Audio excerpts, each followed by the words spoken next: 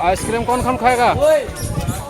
बोली हम नहीं खाएंगे। जिसको जिसको आइसक्रीम खाना है पैसा मेरा रहेगा, खर्चा आपका रहेगा सर।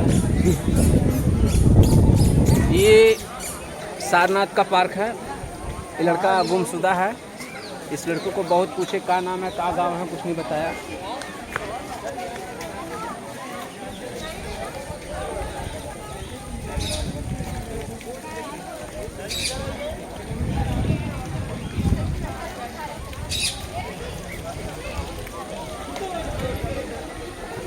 तोता